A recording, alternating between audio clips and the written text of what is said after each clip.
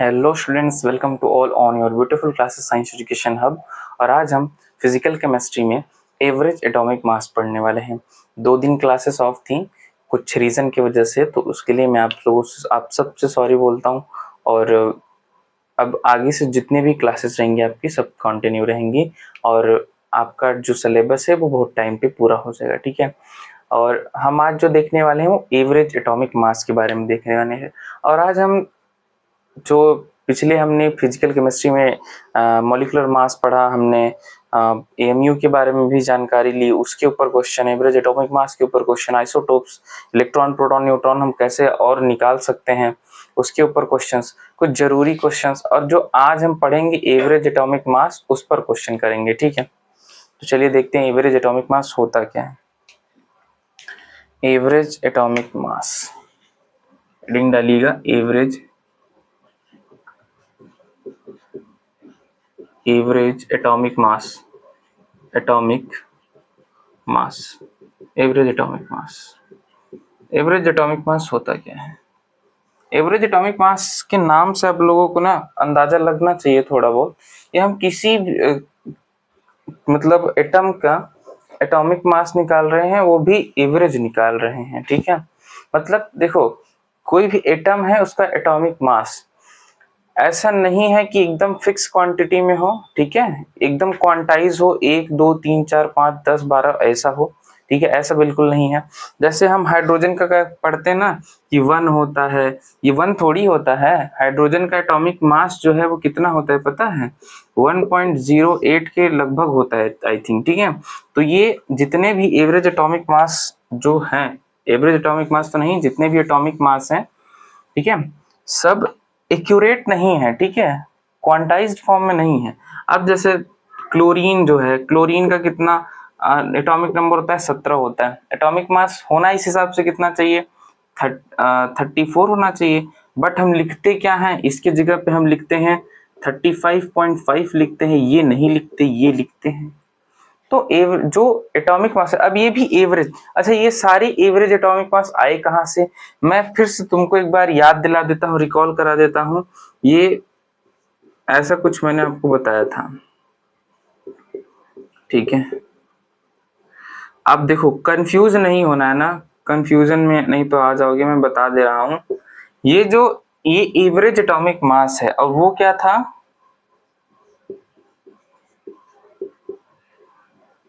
AMU था, ठीक है। ये एवरेज एटॉमिक मास है, वो एएमयू था, atomic mass unit. Atomic mass unit हम कैसे रिप्रेजेंट कर रहे थे? इस तरह से, मतलब कार्बन 12 एटम का 1/12वां भाग को हम क्या बोल रहे थे? एवरेज एटॉमिक मास बोल रहे थे। और एवरेज एटॉमिक मास नहीं बोल रहे थे, एवरेज मास यूनिट, ठीक है। रुको लिख देता हूं, एवरेज मास यूनिट बोल रहे थे, ठीक है, एवरेज मास यूनिट बोल रहे थे। और ये क्या है? एवरेज एटॉमिक मास, ठीक है। तो समझ में आया कि हम एवरेज एटॉमिक मास निकालेंगे ही क्यों, क्या जरूरत आन पड़ी? तो यही जरूरत आन पड़ी है कि कोई भी, इवन तुम हाइड्रोजन से लेके 118वें तक जो है एलिमेंट है, ओगेनिसोन 118वां एलिमेंट है, ठीक है, वहां तक भी अगर तुम एटॉमिक मास देखने जाओगे किसी पीरियोडिक टेबल में, आई थिंक अगर मेरे पास पीरियोडिक टेबल होगा तो मैं कल तुम्हें दिखाऊंगा, उसमें कोई भी वैल्यू तुमको एकदम क्वांटाइज 1 2 3 4 5 ऐसे इस फॉर्म में नहीं दिखेगी, कुछ पॉइंट में चीजें होंगी, है ना। वो तो हम अपनी सुविधा के अनुसार जो है क्या करते हैं, क्वांटाइज फॉर्म में ले लेते हैं कि जी कैलकुलेशन जो थोड़ा आसान हो जाए, है ना। चलो फिर देखते हैं एवरेज एटॉमिक मास होता क्या है।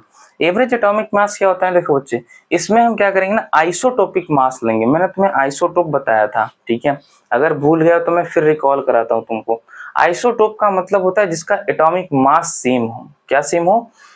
ऐसा एलिमेंट जिसका एटॉमिक मास सेम हो बट एटॉमिक नंबर डिफरेंट हो। आइसोबार क्या होता है? जिसका एटॉमिक नंबर सेम हो बट एटॉमिक मास डिफरेंट हो। समझ में आया? आइसोटोप्स। तो इसमें क्या करते हैं, the sum of the sum of the sum of all the sum of all isotopic isotopic isotopic the sum of all isotopic mass with its percentage abundance, percentage abundance, ठीक है, विथ इट्स परसेंटेज अबंडेंस, ठीक है। तो percentage abundance क्या है, देखो ये समझने का डिफिनेशन ना कोशिश करो। सम ऑफ ऑल आइसोटोपिक मास, हम जितने भी आइसोटोपिक मास इस अभी क्वेश्चन में दिए जाएंगे उसको ऐड करेंगे, सम मतलब होता है ऐड करना, और परसेंटेज अबंडेंस निकालेंगे, ठीक है। परसेंटेज अबंडेंस निकालेंगे, परसेंटेज अबंडेंस दिया होगा, उस इसको मल्टीप्लाई करके जो है एटॉमिक एवरेज एटॉमिक मास है। अब देखो कंफ्यूजन आया होगा, सर बोल रहे पहले हम ऐड करेंगे फिर मल्टीप्लाई करेंगे। देखो कोई भी क्वेश्चन हो वो तुमको सिर्फ और सिर्फ एक ही चीज से समझ में आ सकती है, वो एग्जाम्पल। तो एग्जाम्पल देखते हैं ना। लेट सपोज एक एलिमेंट है, ठीक है, मैंने मान एक ले लिया, एक एक्स एलिमेंट है, उसका पहला आइसोटोपिक मास जो है वो 200 है। पहला आइसोटोपिक मास क्या है, 200 है, ठीक है। और इसका जो है आइसोटोपिक मास 200 है और परसेंटेज अबंडेंस 20% है, 20% का परसेंटेज अबंडेंस है। मतलब एक्स एलिमेंट है जिसका एटॉमिक मास 200 है, वो 20% है। वही एक्स एलिमेंट है, आइसोटोपिक है, तो मास बराबर होंगे, वही एलिमेंट है, ध्यान दो, ठीक है। अब क्या है, मास ले लो तुम, आइसोटोपिक मास लेना है ना, तो तुम क्या ले सकते हो, यहाँ पे वो 200 है तो इसको 100 ले लो, ये कितना है, 10% है। दूसरा कोई एलिमेंट है, एक्स एलिमेंट, उसका आइसोटोपिक मास ले लिए, मान लेते हैं उसका भी 200 है। अब हमने यहाँ पे कितना ले लिया, 70% ले लिया।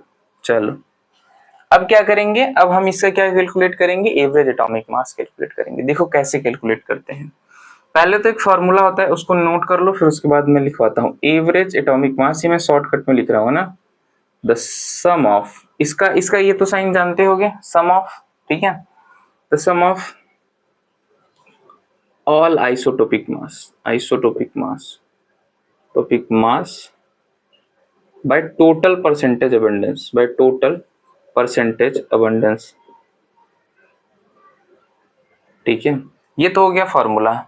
चाहो तो फॉर्मूला को अभी लिख लो ताकि मैं क्वेश्चन करा सकूं, ठीक है, लिख लो फॉर्मूले को, ठीक है। चलो लिख लिए होगे, चलो अब क्वेश्चन कर लेते हैं। क्वेश्चन में करना क्या है, जैसे देखो परसेंट सभी का मास, देखो ये ऊपर, अच्छा मैंने एक बताया था ना, ये ऐसे करके ए और जेड, ये मास नंबर है, ये एटॉमिक नंबर है। अच्छा देखो मैंने मास नंबर ही लिखा है ना, कुछ और तो लिखा नहीं, ठीक है। चलो आगे बढ़ते हैं। अब देखो लिखो मास, ये 200 है, ठीक है, इंटू कितना, 20% है, प्लस देखो अब मैं क्या कर रहा हूं, ये 20% है, मतलब 200 मास है, कितना परसेंटेज है, 20%। तो ये इसका गुणा करके अब इससे जोड़ देंगे, तो ये कितना है, 100 है इंटू 10%, ठीक। फिर प्लस करो, ये भी 200 है इंटू 70%, बाई इसको जोड़ दो, 20 70 प्लस 10, ठीक है। करते हैं इसका, देखो मल्टीप्लाई कैलकुलेशन करो, 4000 हो जाएगा, इसका कितना हो जाएगा, 1000, 1400, 1400, कुछ इतना हो जाएगा, बाई 100 हो जाएगा, ठीक है। करो इसको, इन सबको ऐड करो, इधर ही ऐड कर दो, 4900 एंड, ठीक है, 000 इतना आ गया, 19000, ठीक, बाय 100, ठीक। अब इसको 0 से 0 काट दो, कितना आ गया, 190, क्या आ गया तुम्हारा एवरेज एटॉमिक मास, कितना आ गया, एवरेज एटॉमिक मास कितना आ गया, 190। This is your average atomic मास, ठीक है, एवरेज एटॉमिक मास, ठीक है। चलो ये हो गया तुम्हारा एवरेज एटॉमिक मास कैलकुलेट करना। समझ में आया कैसे कैलकुलेट करोगे एवरेज एटॉमिक मास, ठीक है। चलो एक आध क्वेश्चन और करते हैं ना, तब तुमको समझ में आएगा कि और कैसे करना है। चलो देखते हैं, यहीं पे करेंगे, ठीक है। आज जो भी क्वेश्चन, जितने भी क्वेश्चन करने होंगे यहीं पे करेंगे। यहाँ पे बस मास को इरेज कर देते हैं।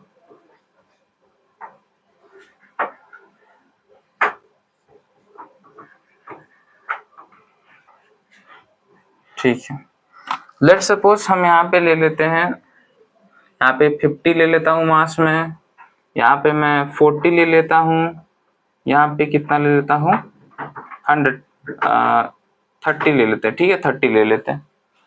ठीक है, चलो अब इसका भी एवरेज एटॉमिक मास कैलकुलेट करते हैं। कितना हो जाएगा 50 इंटू 20। ठीक है, 50 इंटू 20 बड़ा गंदा बना है यार, रुकना तो।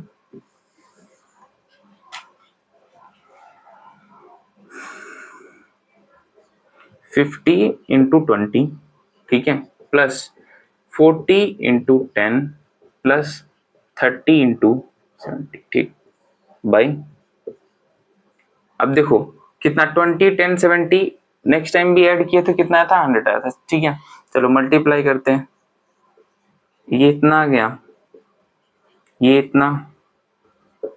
ठीक है, चलो आई होप कि तुमको कैलकुलेशन करना, ये तो कॉमन सा कैलकुलेशन है यार, तुमको आता होगा, इतने तो तुम गधे नहीं हो। मैं तुम्हें गधा मान भी नहीं रहा यार, कोई नाराज मत होना। ठीक है,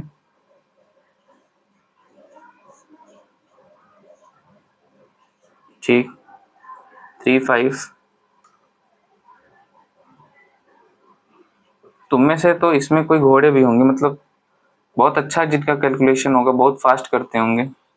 ठीक है, एवरेज एटॉमिक मास कितना आ गया तुम्हारा 35। ठीक, तो ये एवरेज एटॉमिक मास कैलकुलेट करने का तरीका है। ठीक है, इसमें कोई प्रॉब्लम है या कुछ नहीं समझ में आया है तो तुम कमेंट कर सकते हो। ठीक है, मुझे नहीं लगता इसमें कोई बहुत बड़ी समस्या होगी, बहुत बड़ी प्रॉब्लम हुई होगी तुमको। तो अब तुमको समझ में आया the sum of all isotopic mass with its abundance percentage abundance. अपने परसेंटेज अबंडेंस के साथ में हम आइसोटोपिक मास को ऐड करते जा रहे हैं, हमें क्या मिल रहा है, एवरेज एटॉमिक मास मिल रहा है। ठीक है, चलो आगे बढ़ते हैं और एक दो क्वेश्चंस देख लेते हैं अच्छे स्टैंडर्ड लेवल की मत। ठीक है, जो अब क्या करेंगे ना, ये एवरेज एटॉमिक मास तो यहीं तक था।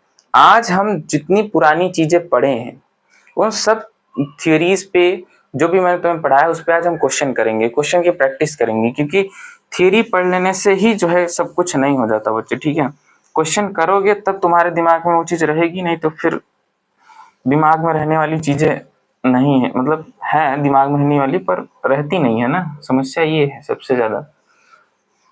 अब ऐसे तुम्हारे साथ प्रॉब्लम ही नहीं है, हम लोग भी जब पढ़ते तो हमारे साथ भी ऐसा होता है कि हम लोग पढ़ते पर ज्यादा टाइम तक वो चीजें दिमाग में रहती नहीं है। पर जानते हैं उसका परमानेंट सोल्यूशन क्या है जो हम लोग को मिला। ठीक है, पढ़ते वक्त में अपने जो पढ़ रहे हो उस पर क्वेश्चन करो, विदाउट क्वेश्चन तुम्हारे दिमाग में आंसर फिट हो ही नहीं सकता। ठीक है, चलो तो सबसे पहले हमने लॉ ऑफ कंजर्वेशन ऑफ मास पढ़ा था, डिफिनाइट प्रोपोर्शन पढ़े थे, ये सब पढ़े थे, है ना। तो मैं यहाँ पे क्वेश्चन लिखूंगा, तुम आंसर देने का ट्राई करना, अगर तुमसे आंसर नहीं हो पा रहा है तो देखना, आराम से समझना कि क्वेश्चन कहना क्या चाहता है, हमें कैसे सोचना है क्वेश्चन करने के बारे में। ठीक है, तो चलो एक क्वेश्चन लिखते हैं, जैसे which law directly explain the law of conservation of mass. Question है विच लॉ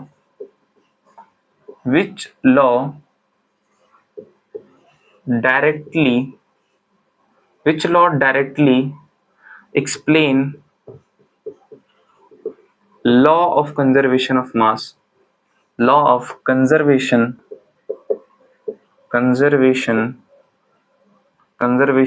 एक मिनट यार थोड़ा गंदा हो गया, लॉ ऑफ कंजर्वेशन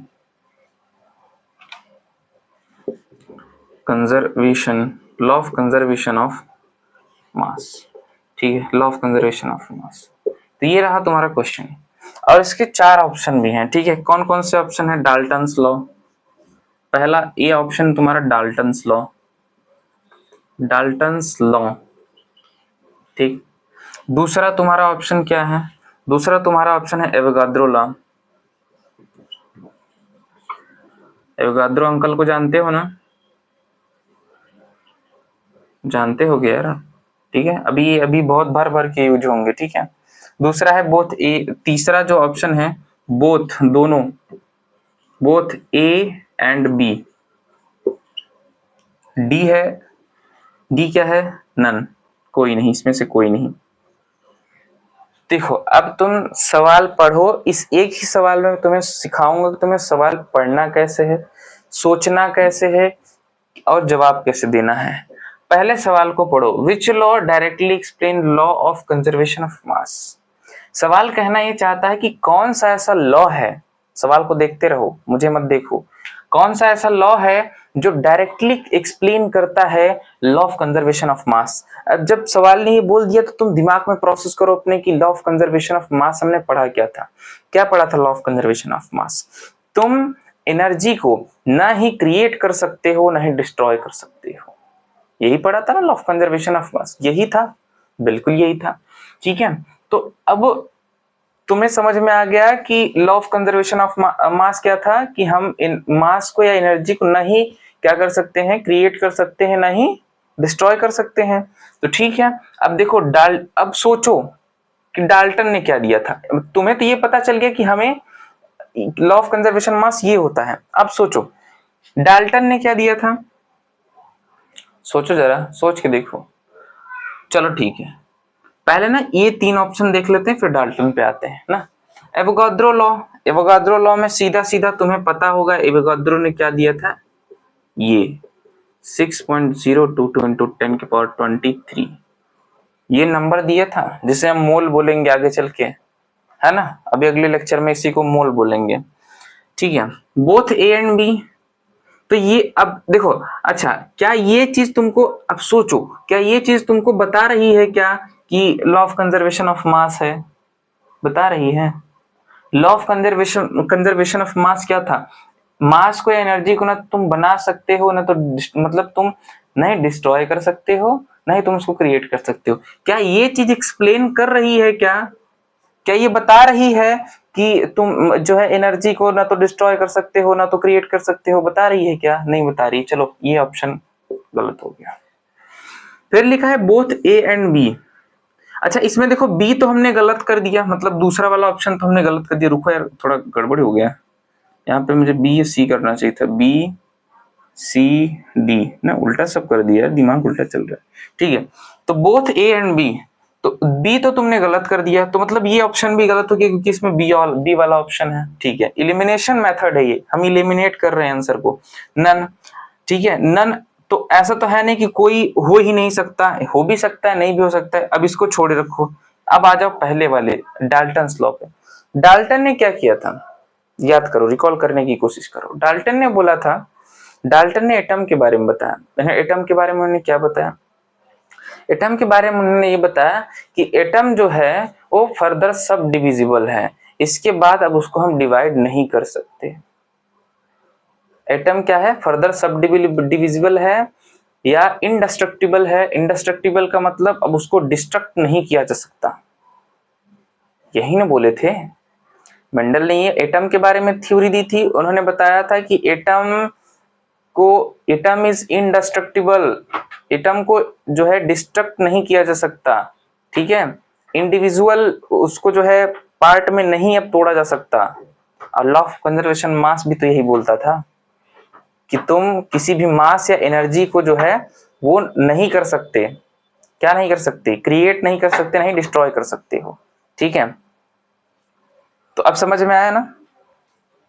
तो लॉ ऑफ कंजर्वेशन ऑफ जो है मास को कौन सा लॉ एक्सप्लेन कर रहा है, डाल्टन्स लॉ। क्योंकि देखो कुछ कम मैच कर रहा है ना। लॉ ऑफ कंजर्वेशन ऑफ मास क्या बोल रहा था, एनर्जी को नहीं तुम क्रिएट कर सकते हो नहीं तुम बना सकते हो, ठीक है। और डाल्टन्स लॉ भी क्या बोल रहा था, ये फर्दर सब डिविजिबल है, ठीक है, इसको जो है डिवाइड नहीं कर सकते आगे, है ना। तो दोनों बातें मैच कर रही है कि नहीं कर रही, चलो तो आंसर तुम्हारा क्या हो जाएगा, ए वाला हो जाएगा। समझ में आया, क्वेश्चंस इस तरह से सोचने हैं तुमको, ये सोचने का तरीका होना चाहिए। क्वेश्चन पढ़ो, पढ़ने के बाद क्वेश्चन के चारों ऑप्शन को देखो, ठीक है। मान लो जो जिस एग्जाम में तुम्हें एग्जामिनेशन में तुम्हें कम टाइम मिल रहा है तो तुम्हें इस हद तक इतने अच्छे से पढ़ के जाना होगा कि तुम्हें मतलब ऑप्शन देखते तुम्हें आंसर मिल जाए, ठीक। बट अगर तुम्हें नहीं समझ में आता तो चारों ऑप्शन को देखो, एलिमिनेट करो। जैसे मैंने देखो पहले क्या देखा, दूसरा वाला नहीं हो सकता बिल्कुल, क्योंकि ये इसको डिफाइन नहीं कर रहा है इस लॉ को, तो दूसरा वाला गलत हो गया। अब देखो इस वाले ऑप्शन में देखो, इस वाले ऑप्शन में देखो क्या हो रहा है कि बी भी है, तो बी तो गलत है, तो ये हो नहीं सकता, ठीक है। नन में क्या रहता है, 50% चांस रहता है, हो सकता है और नहीं भी हो सकता। तो फिर आओ पहले वाले पे, पहले वाला हो गया तो ये भी नहीं होगा, ठीक है। समझ में आया? ये तुम्हें सोचने का तुम्हारा तरीका हो गया, तुम कैसे सोचोगे। एक एक स्टेप ध्यान दो। पहले तुम क्वेश्चन पढ़ो, क्वेश्चन में क्या लिखा है वो अपने दिमाग में प्रोसेस करो। जब तुम्हें पता चल जाएगा कि पूछा क्या है तो तुम ऑप्शन पे आओ, देखो कि कौन सा ऑप्शन जो है ऊपर लिखे हुए क्वेश्चन को डिफाइन कर पा रहा है ना। ठीक है, चलो एक ऐसे ही एक दो क्वेश्चन और देखते हैं ना। जैसे विच ऑफ द फॉलोइंग, एक मिनट रुको, अच्छा तुम इसको नोट कर लो, ठीक है, नोट कर लो, फिर उसके बाद आगे बढ़ते हैं। नोट करो, समझ में आ गया होगा ना ये सवाल, ठीक है, चलो आगे बढ़ते हैं।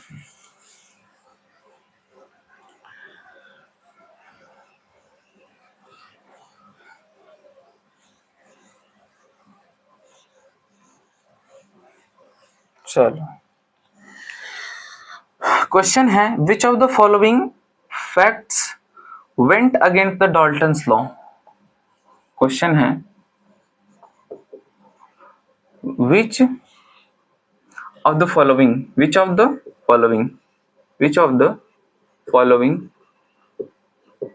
fact, which of the following facts against the Dalton's law, Dalton's law,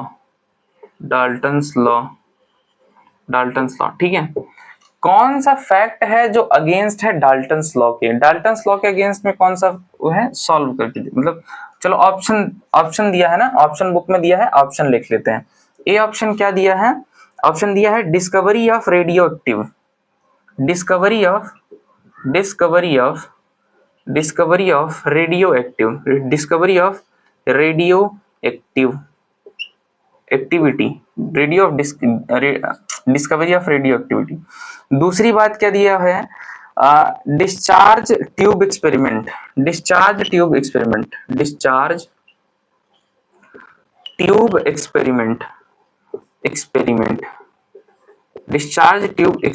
ठीक है, डिस्चार्ज ट्यूब एक्सपेरिमेंट। थर्ड क्या है, थर्ड तुम्हें दिया है discovery of isotopes, discovery of isotopes,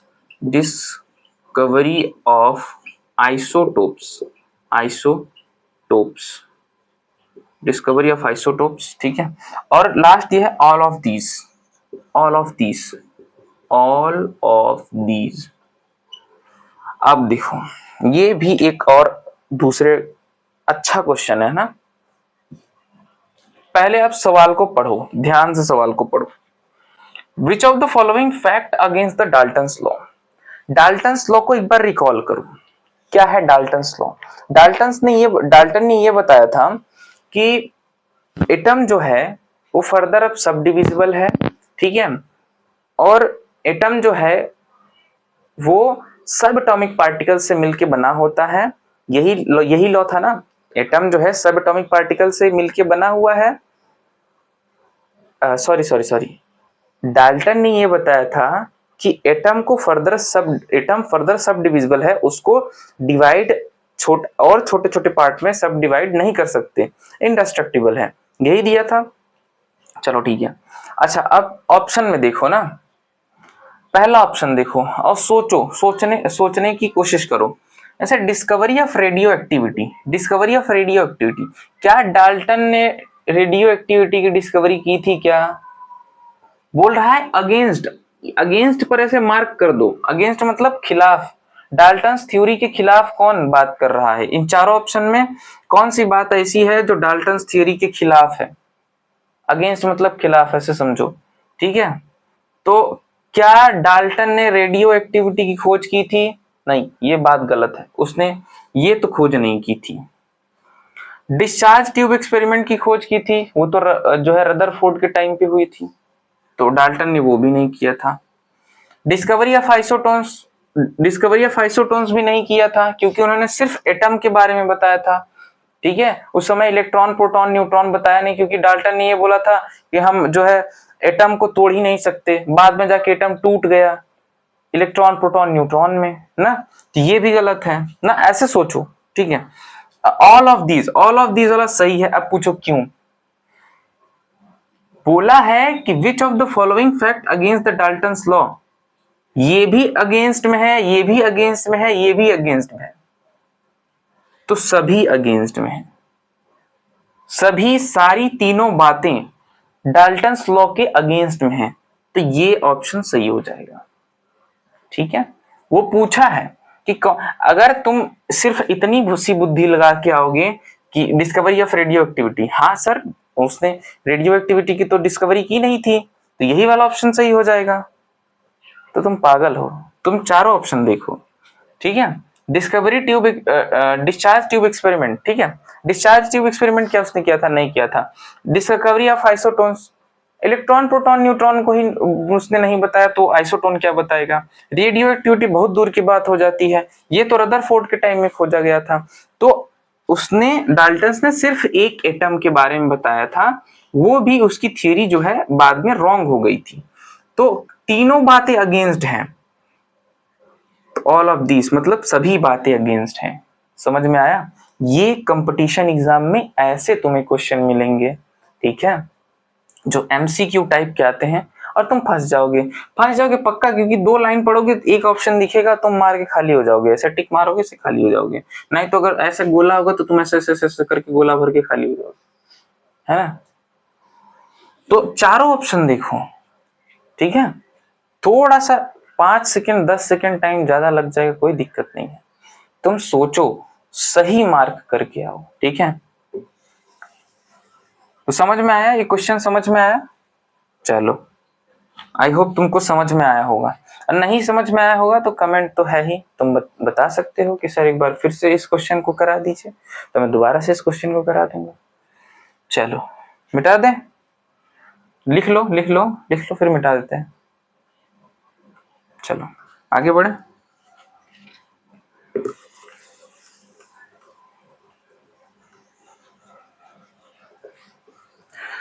ठीक है, तुमको समझ में आ गया ना? बस और मुझे क्या चाहिए? कुछ होमवर्क मैं तुम्हें दे रहा